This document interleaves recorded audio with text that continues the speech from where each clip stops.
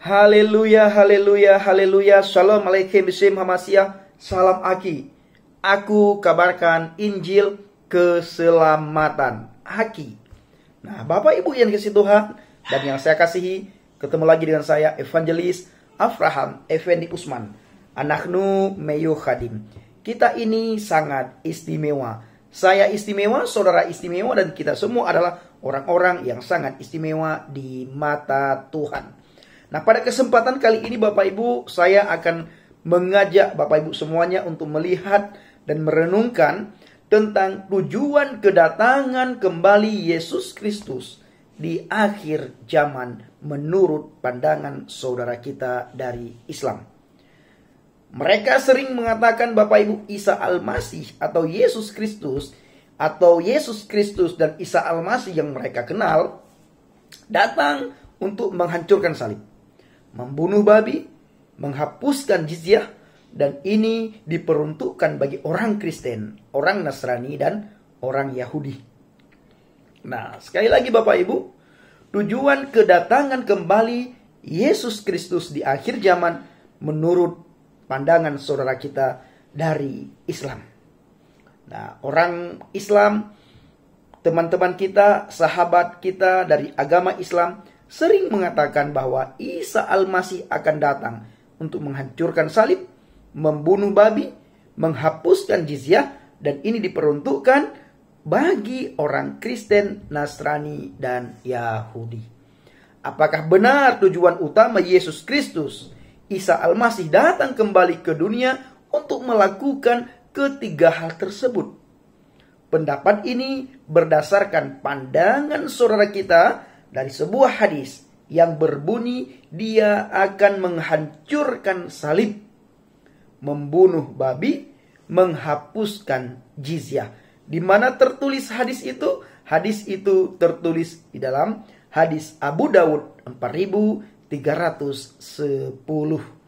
Nah, sungguh menarik untuk meneliti dan menggali serta mempelajari ajaran Yesus Kristus tentang ketiga hal tersebut. Nah, bagaimana bila kita mulai menyelidiki hal ini satu persatu? Yang pertama sekali tentang menghancurkan salib. Apakah benar Yesus Kristus datang kembali untuk menghancurkan salib? Kenapa kita perlu menyelidiki hal ini Bapak Ibu? Karena salib adalah simbol atau lambang yang digunakan umat Nasrani, umat Kristen di seluruh dunia. Tujuannya untuk apa? Tujuannya satu, untuk mengingat pengorbanan Yesus Kristus di atas kayu salib. Tidak ada umat Kristen yang menyembah salib, tidak ada. Sebab Yesus Kristus menurut pengakuan dirinya sendiri, dia datang ke dunia ini untuk memberikan nyawanya menjadi tebusan bagi banyak orang, bagi seluruh umat manusia. Di mana tertulis dalam Injil Matius 20 ayat 28. Cara pembunuhan yang dipakai pada masa itu adalah salib. Yesus Kristus memilih salib sebagai jalan pendamaian agar manusia dapat membangun hubungan kembali dengan Elohim, dengan Tuhan. Itu yang lebih dikenal dengan hablum minallah. Hablum minallah wa hablum minan nas. Hablum minallah wa hablum minan nas. Hubungan manusia dengan Allah, dengan Tuhan, dan hubungan manusia antara sesama manusia. Hablum minan nas. Salib vertikal dan horizontal, horizontal dan vertikal. Nah, Bapak Ibu yang dikasihi Tuhan dan saya kasihi, mengapa menghancurkan salib? Bukankah salib adalah pilihan Yesus Kristus untuk menyelamatkan saudara dan saya, menyelamatkan manusia? Tidak ada cara lain agar manusia diselamatkan selain melalui salib. Selain melalui salib.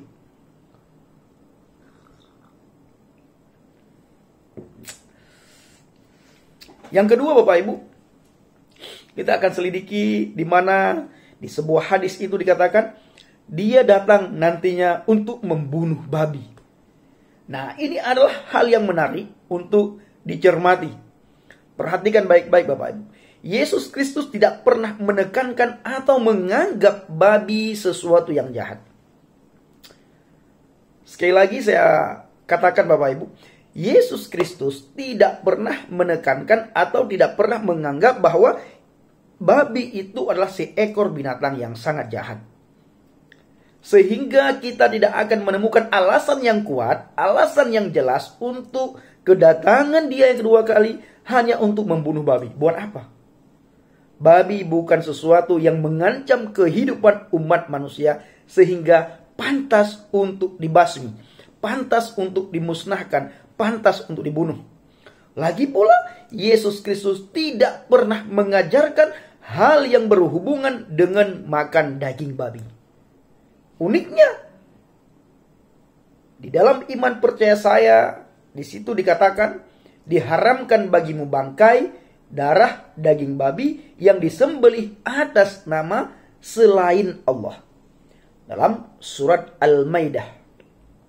Di situ dikatakan Bapak Ibu, diharamkan bagimu bangkai, darah, daging babi yang disembelih atas nama selain Allah.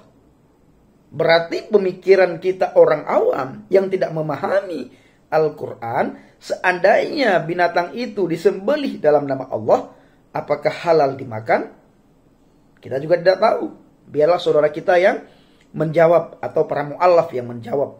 Apabila babi disembelih, dipotong lehernya, disembelih lehernya, orang yang menyembelih babi memakai nama Allah, apakah babi tersebut dijadikan halal atau tidak? Silahkan dijawab. Ini hanya berupa pertanyaan dari seorang evangelis atau mewakili saudara-saudara Kristen yang lain.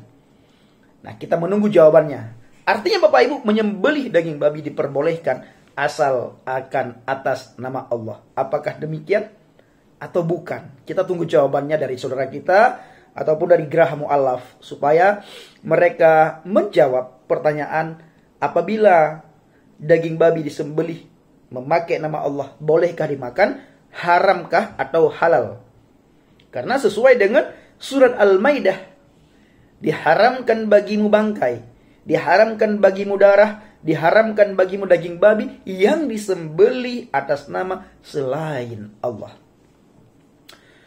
Kita tinggalkan itu Bapak Ibu.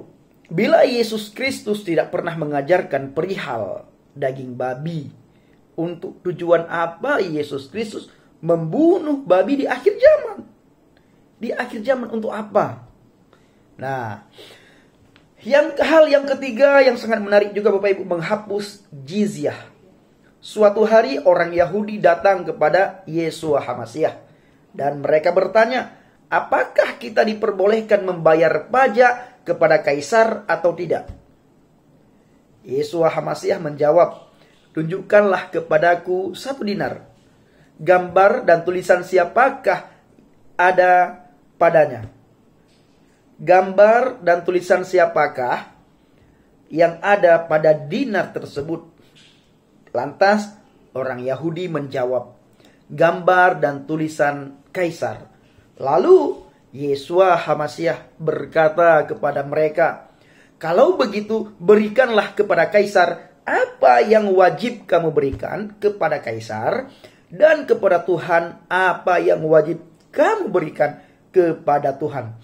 Di mana hal itu tertulis? Dalam Injil Lukas 20 ayat 20 sampai 26. Bapak Ibu bisa bacakan nantinya dalam Injil Lukas 20 ayat 20 sampai 26. Tidakkah menarik bahwa Yesus Kristus tidak menantang pajak? Dia tidak menantang pajak, malah mendukungnya. Bukankah sebuah pemerintahan memerlukan pajak dari rakyatnya? Jika demikian, Bapak Ibu, untuk tujuan apakah Yesus Kristus datang di hari kiamat guna menghapus pajak? Dan bukankah di hari kiamat secara otomatis pajak tidak diperlukan lagi sebab bumi telah berakhir? Bumi telah berakhir. Untuk apa lagi pajak? Untuk apa lagi pajak? Nah, itu biarkan mereka yang menjawab. Bapak Ibu yang dikasihi Tuhan dan yang saya kasihi, Yeshua HaMasiah datang tidak diduga.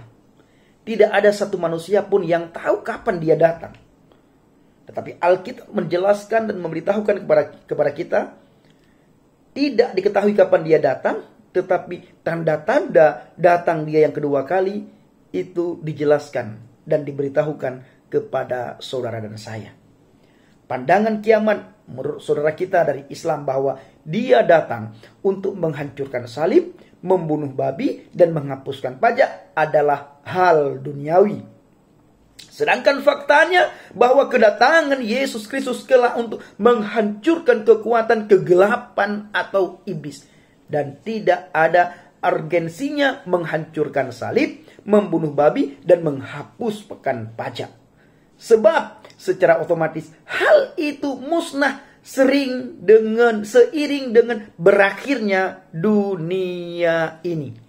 Dan Bapak Ibu yang dikasihi Tuhan, yang paling penting adalah hari kiamat merupakan awal babak baru dalam kehidupan yang baru di akhirat nanti. Nah, silakan lihat di dalam Bible untuk apa dia datang yang kedua kali. Hanya untuk mengambil saudara dan saya, mengajak saudara dan saya, membawa saudara dan saya ke surga. Ini lebih dikenal.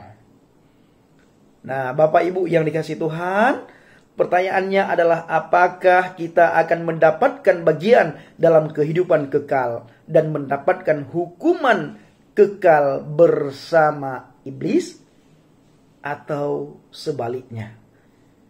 Nah, Yeshua HaMasiah berkata di dalam Injil Lukas 12 ayat 40, oleh karena itu kamu pun bersiap sedialah, karena Anak Manusia datang pada saat kamu tidak menyangka.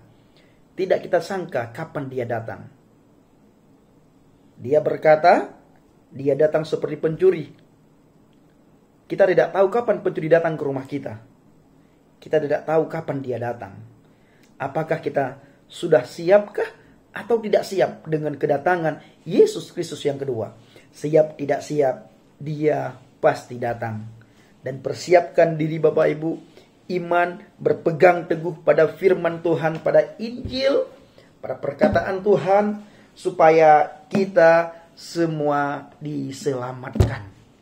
Karena inilah pegangan kita, inilah pengharapan kita, inilah masa depan kita untuk menuju ke surganya Tuhan. Bukan kitab-kitab yang lain, bukan ajaran yang lain, bukan apa kata si A, kata si B, kata si C, tapi apa kata firman. Bila kita tidak tahu, baru kita bertanya kepada orang yang lebih kompeten dalam hal menjelaskan tentang firman Tuhan. Nah, di sini bisa kita meminta penjelasan daripada pastor, daripada hamba Tuhan, daripada para pendeta. Kiranya penjelasan singkat ini menjadi berkat bagi saudara semuanya. Bapa Yahweh Bishem Adonai Yeshua HaMasiah Ruach HaKodesh memberkati kita semua. Doa saya, saudara diberkati, saudara dijauhkan dari segala mara bahaya, celaka maut, musibah, maupun hal-hal yang tidak saudara inginkan. Saudara semakin hari semakin dekat dengan Tuhan. Saudara semakin hari semakin jauh dengan dosa. Semakin hari semakin melekat erat intim dengan Tuhan. Semakin hari semakin berbuah lebat. Dan semakin hari semakin serupa dan segambar dengan Tuhan. Nah, Bapak Ibu yang kasih Tuhan, dan doa saya, kiranya apapun yang Bapak Ibu lakukan, selama itu tidak bertentangan dengan firman Tuhan, dibuatlah oleh Tuhan berhasil. Sehingga dengan keberhasilan itu bisa saudara pergunakan guna hormat untuk kemuliaan bagi nama Tuhan. Tetap rendah hati di dalam saudara hidup sehari-hari, saling mengasihi, saling menyayangi, dan saling menghormati, dan tetap berpegang teguh pada firman Tuhan. Terima kasih, ini doa dan ucapan syukur kami Tuhan, dalam nama Adonai Yeshua HaMasiah kami berdoa, haleluya, amin.